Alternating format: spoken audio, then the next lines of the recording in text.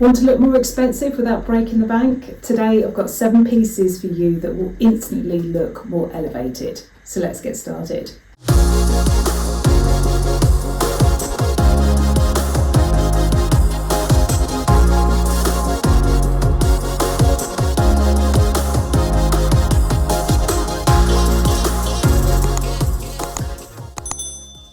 My name is Michelle Barra. I have been a personal stylist for 26 years this year, and I bring you lots of tips and tricks on how you can make the most of your wardrobe, building a capsule wardrobe that mixes and matches easily. So today I'm going to talk to you about my 7 favourite pieces that look expensive but don't necessarily need to be expensive to buy. Now, one of the first pieces I've got for you today is a silk shirt. This one is from Midi Skirt. It's one of my favourites. I've got one in this gorgeous warm beige colour, and I've also got one in an ivory as well. Now, there's something about silk and the way it moves, the way it catches the light, looks luxurious at the same time. It also feels amazing on the skin. If you are somebody that suffers from irritations in the skin with man-made fibres or hot flushes, silk can instantly make you look really elevated. If you are on a budget, definitely look at pre-loved apps like eBay, like Vinted, Depop, apps like Poshmark. All of those can really help you buy something that looks really elevated but doesn't necessarily need to be expensive.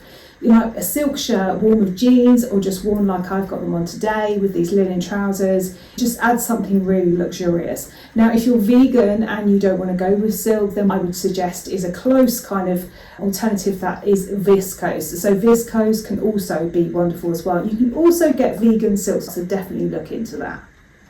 Next up is white linen trousers. Now, I got these pre-loved. They're originally from Zara.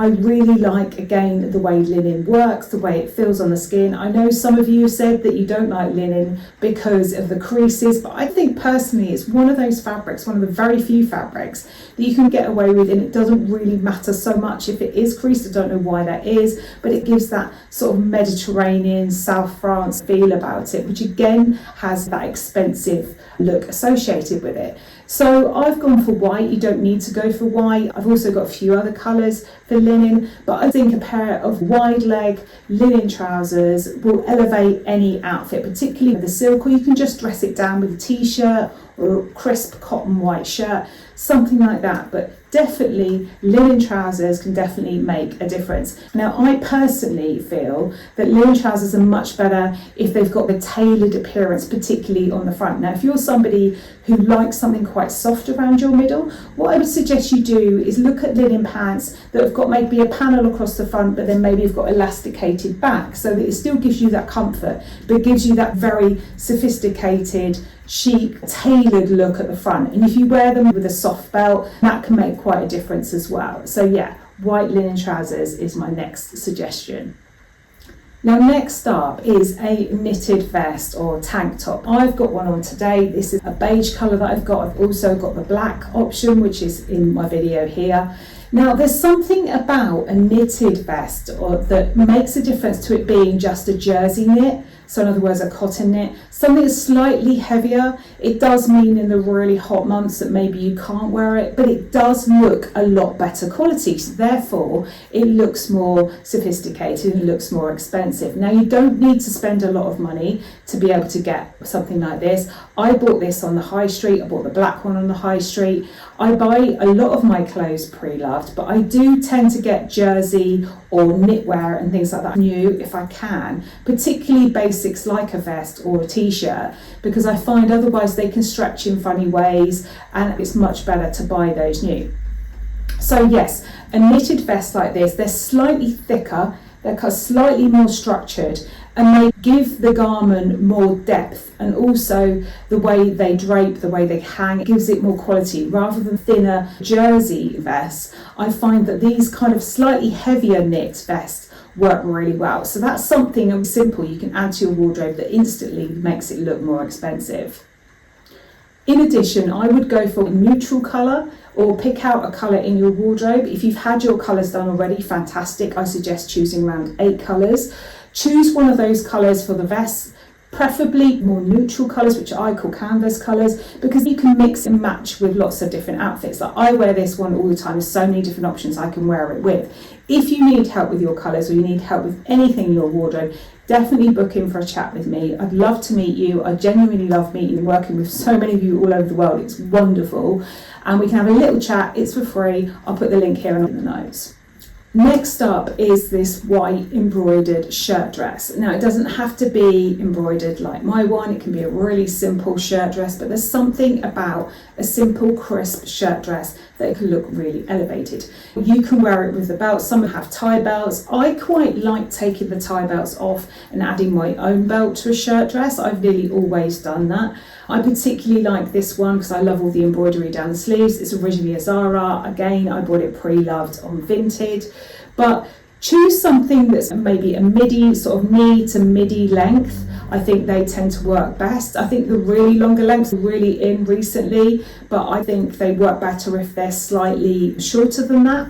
And have, if you're quite petite like I am, have a couple of buttons undone. It draws the eye down the body. But yes, a crisp white cotton shirt dress or a linen shirt dress as well would work equally well. Now, if you want to go for bright colours, you absolutely go for bright colours, but I would suggest like a white or a beige or a navy or maybe a charcoal grey or even a black if you can wear black, but something that's really crisp. Play with the cuffs, if it's got decent cuffs, turn the cuffs back and make a little bit of a feature of the cuffs. It's really simple. You can wear it with some flats, you can wear it with some Birkenstocks, a little bit of jewellery, and it's the whole thing then. You don't have to worry about what else you're going to put on with it. A crisp shirt dress in cotton or linen is another elevated look that can look expensive on a budget.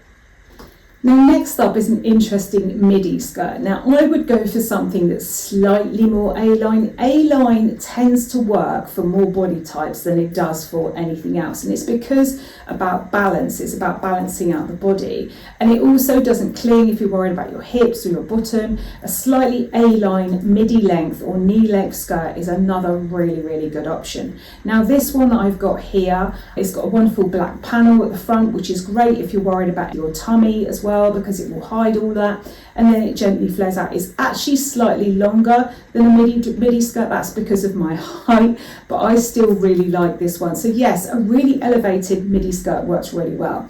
Pleats work really well as well. Or you could go for something like I'm wearing today, which is this skirt, which is from Lily Studio. I'll put the link to that in my notes. So I think this type of skirt can be quite statement, a little bit like the one that I'm wearing. Or you can keep it really simple in something pleated or A-line. But think about the other colours in your wardrobe and how they might mix and match together.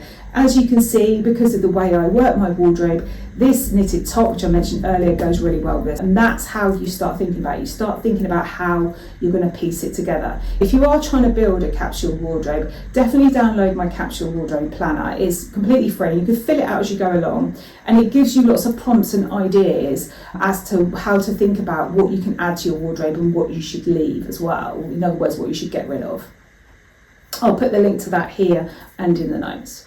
Now, last but not least is some flats. Now, flats come in obviously a variety of different styles, but I would suggest a flat sandal, a ballet flat, or maybe a loafer. It depends on your personal preference, but the thing is with these, you can wear them with jeans where you roll them up a little bit. You can wear them with wide leg trousers. You can wear them with your midi skirt. You can wear them with your shirt dress. They're comfortable, they're practical.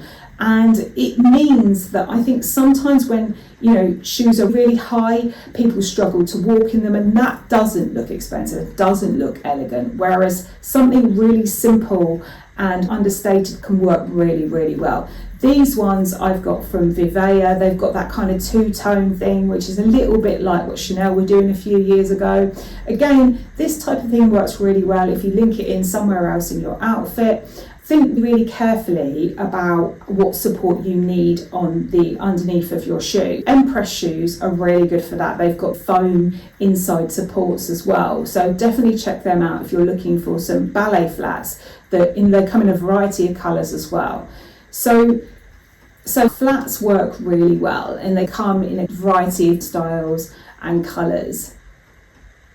So if you're going to go for these flats, go for something, I would say, in neutral colours, so maybe like the beige, the black or the navy blue or something like that, like I've got here, or you make a feature of those shoes. But if you do that, be careful what colour you choose and how you link it to the rest of your outfit, because I honestly believe sometimes you can go into stores where clothes are really expensive, but they come in lots of bright clashing colours, and I think that makes it look cheaper. So somebody could be wearing something that's actually expensive, but it doesn't look expensive. And this is the thing, you can look expensive on a budget if you think carefully about how those colours go together and how they mix to go together, and also about the fabrics. The fabrics is huge. Like you've heard me talk about linen, cotton and silk. All those things make a huge difference.